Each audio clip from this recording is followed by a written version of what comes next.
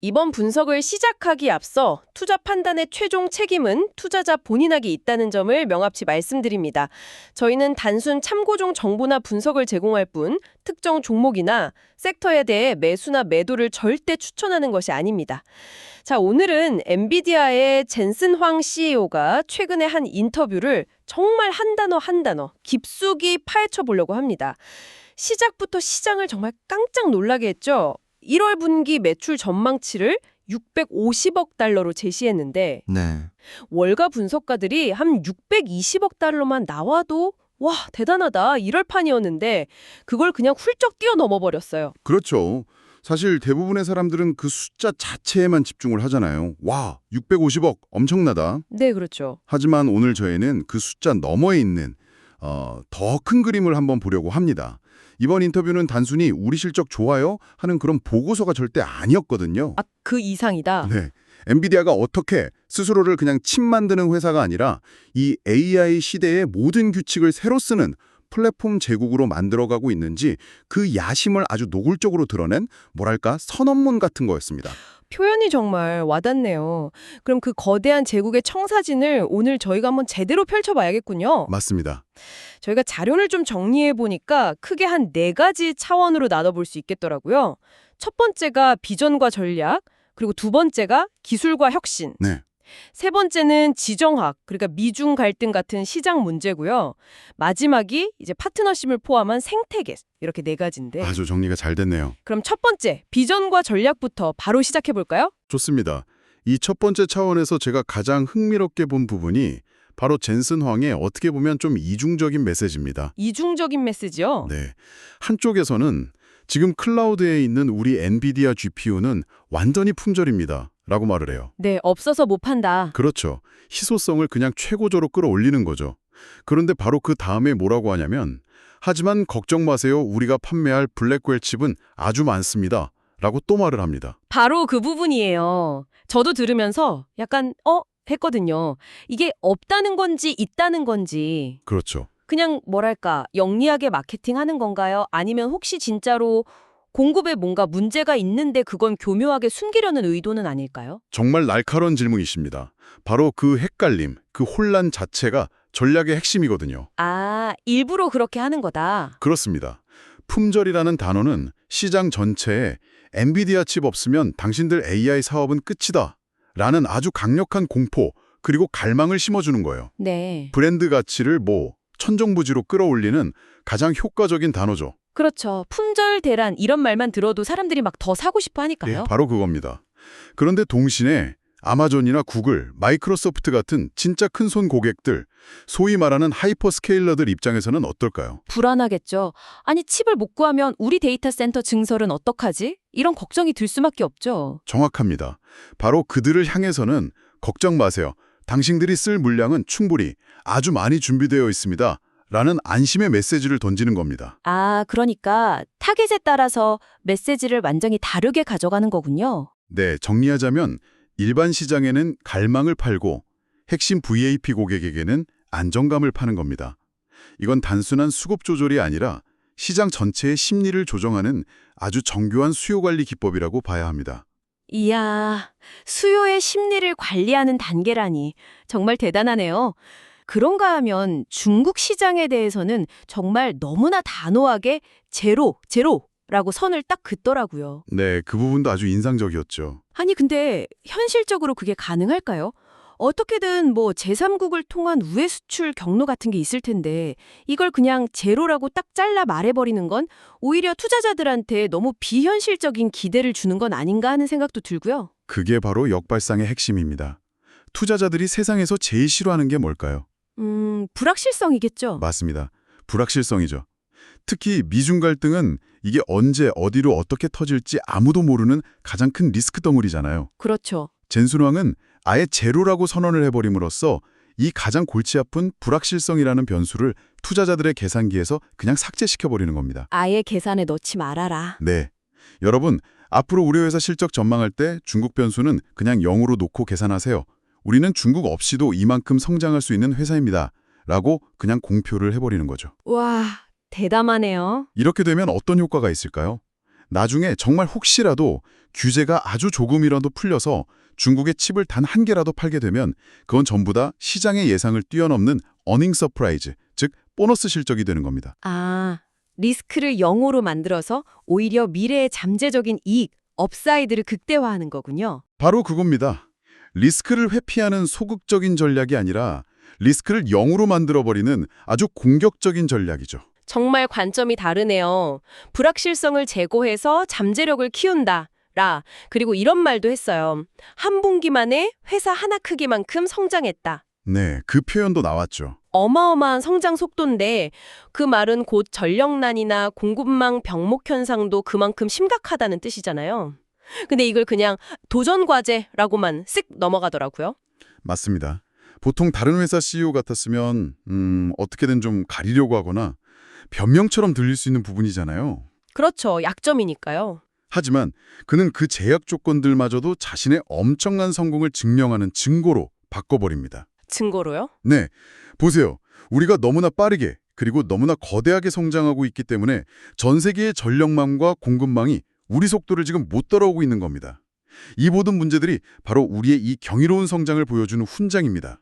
이런 자신감의 표현인 거죠. 와, 문제를 문제로 보지 않고 성장의 훈장으로 재해석한다. 네, 모든 것을 자신의 서사, 자신의 내러티브 안으로 끌어들이는 능력이 정말 탁월한 겁니다. 정말 모든 걸 자신들의 이야기로 만드는 능력이 대단하군요. 자, 그럼 그 성장의 핵심 엔진, 바로 기술과 혁신 이야기로 넘어가 보죠.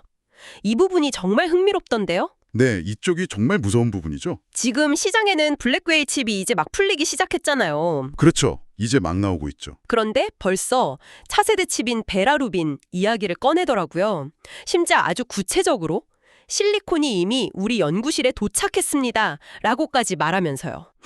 이건 뭐 경쟁사들한테 숨 쉴 틈도 안 주겠다는 거 아닙니까? 그게 바로 1년 주기 혁신 전략의 진짜 무서움입니다. 한번 생각해 보세요. 지금 AMD나 인텔 같은 경쟁사들은 뭘 하고 있을까요? 이제 막 나온 블랙홀 칩을 구해서 분해하고 분석하고 있겠죠. 저걸 어떻게 따라잡을까 하고. 맞습니다. 수십억 달러의 R&D 예산을 쏟아부으면서 블랙웨어를 따라잡으려고 지금 허덕이고 있을 때 젠슨 황은 공개적으로 그거요? 우린 이미 다음 그리고 그 다음 세대 제품까지 준비 다 끝냈습니다. 라고 선언해버리는 겁니다. 와. 이건 단순히 기술 격차를 보여주는 걸 넘어서는 거예요. 경쟁사들의 추격 의지 자체를 그냥 꺾어버리는 아주 강력한 심리전인 거죠. 아, 심리전이다. 네, 시장 전체가 엔비디아의 속도를 따라가지 못하면 그냥 끝이다 라는 불안감에 휩싸이게 만들고요. 결국 모든 플레이어들이 엔비디아가 짜놓은 로드맵 그 속도에 맞춰서 움직일 수밖에 없게 강제하는 효과까지 있습니다. 경쟁사 입장에서는 정말 그야말로 숨이 턱 막히는 속도겠네요. 그런데 그러면서 또 베라루빈으로의 전환이 믿을 수 없을 정도로 매끄러울 것이라고 자신하던데 사실 고객사 입장에서 보면 이거 좀 의심부터 들 수 있는 말이거든요. 어떤 점에서요? 결국 또 막대한 돈을 들여서 시스템을 다 업그레이드하라는 소리 아닌가요? 이게 정말 우리 고객에게 이득이 되는 건지 아니면 그냥 더 비싼 신제품 팔려는 교묘한 상술인지 헷갈릴 수밖에 없죠. 정확한 지적이십니다. 그리고 바로 그 의문에 대한 답이 엔비디아 생태계의 핵심을 보여줍니다. 여기서 렉 스케일 아키텍처라는 개념이 등장하거든요. 렉 스케일 아키텍처 좀 어려운데요. 네, 쉽게 말해서 블랙웰 시스템과 차세대인 베라루빈 시스템이 사용하는 기본 틀, 그러니까 골격이 똑같다는 뜻입니다. 아, 기본 틀이 같다. 네, 자동차로 한번 비유를 해볼게요.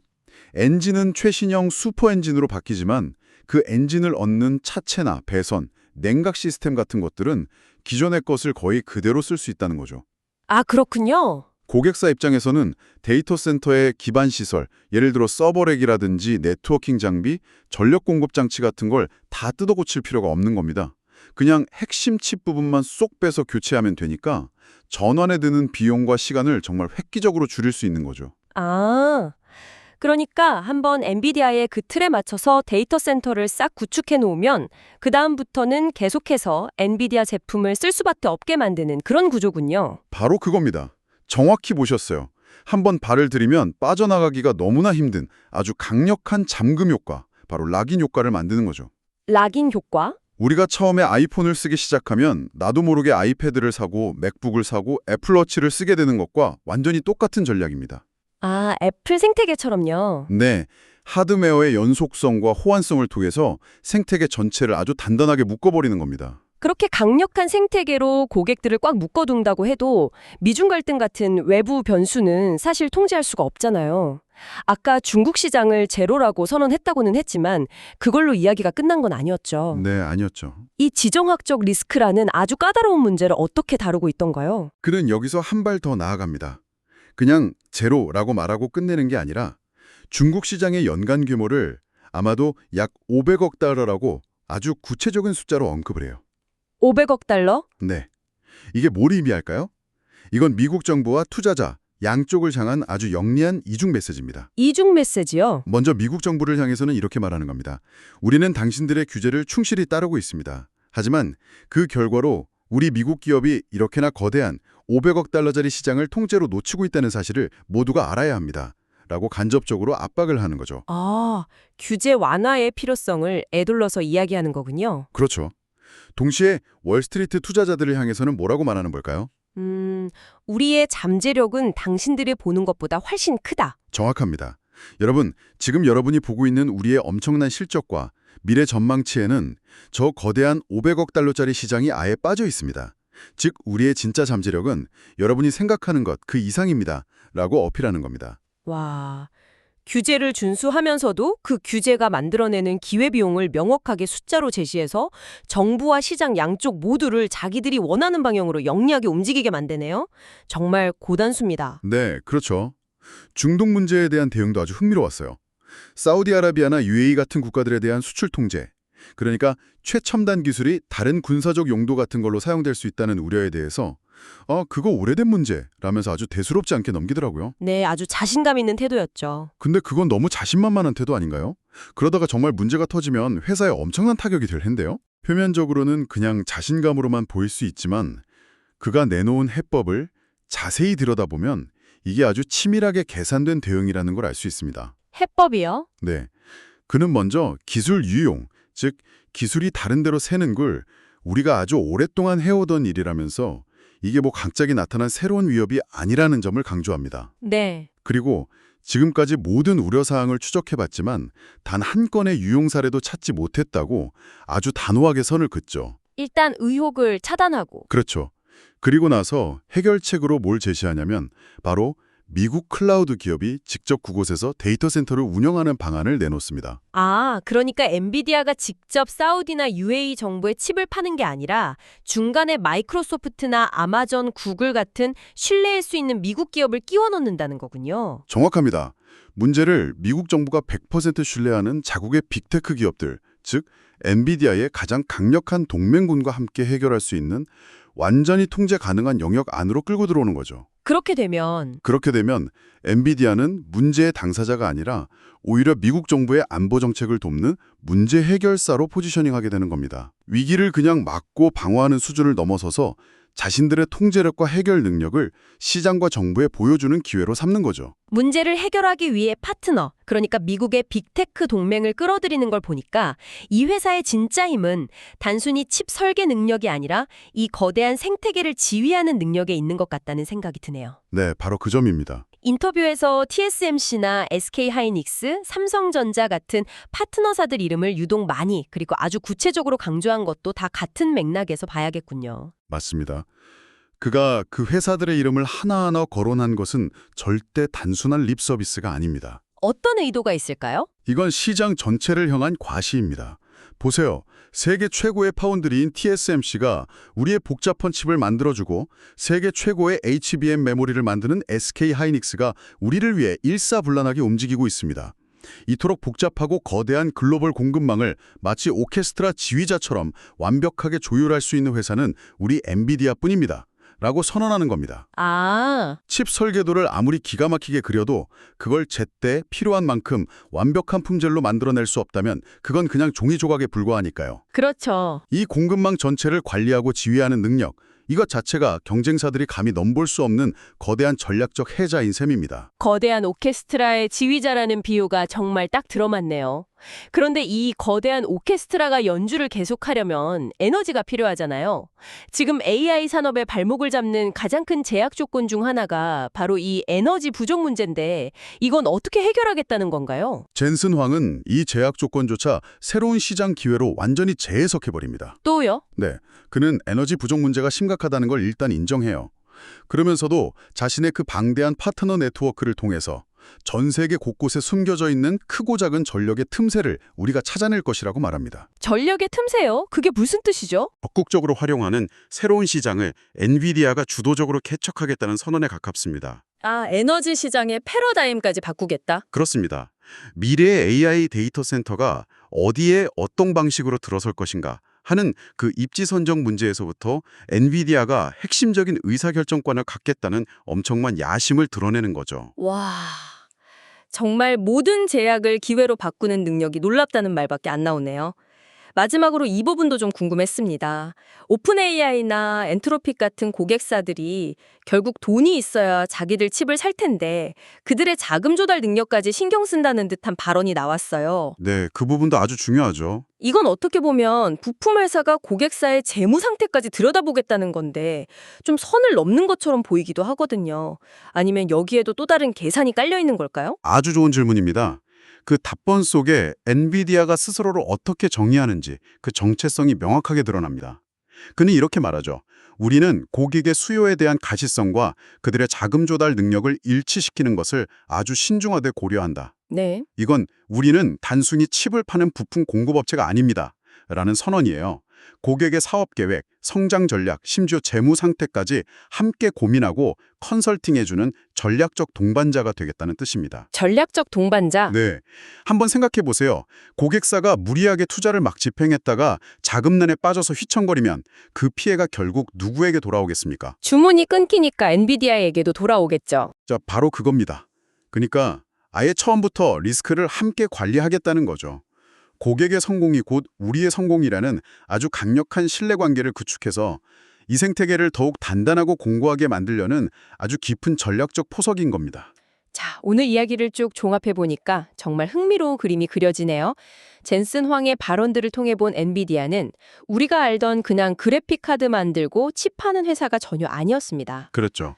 품절과 공급이라는 이중적인 메시지로 시장의 심리를 쥐락펴락하고 1년 주기라는 정말 무자비한 혁신 속도로 경쟁의 규칙 자체를 완전히 새로 쓰고 있고요. 네. 심지어 미중 갈등이나 에너지 부족 같은 회사 힘으로는 어쩔 수 없어 보이는 이런 거대한 제약 조건들마저 자신들의 지배력을 더 강화하는 기회로 활용하고 있습니다. 그렇습니다.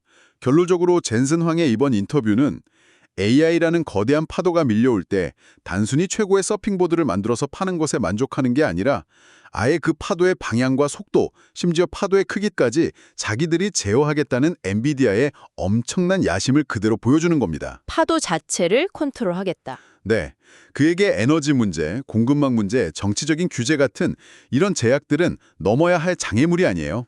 오히려 이런 복잡하고 어려운 문제는 우리 엔비디아만이 풀 수 있다는 것을 시장에 과시하면서 경쟁 우위를 증명하는 최고의 무대인 셈입니다.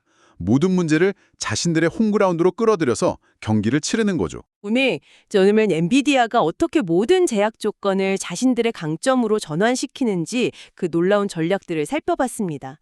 그렇다면 당신이 한번 생각해볼 마지막 질문은 바로 이것입니다. 만약 엔비디아가 통제하거나 혹은 자신들의 서사로 재해석할 수 없는 전혀 예상하지 못한 종류의 제약 조건이 나타난다면 과연 어떻게 될까요? 예를 들어 AI 기술 그 자체에 대한 근본적인 사회적 불신이나 아주 강력한 윤리적 저항 같은 것 말입니다. 모든 것에 대한 답을 가진 것처럼 보이는 이 거대한 플랫폼 제국의 진정한 아킬레스건은 과연 무엇일지 한번 깊이 생각해 보시는 건 어떨까요?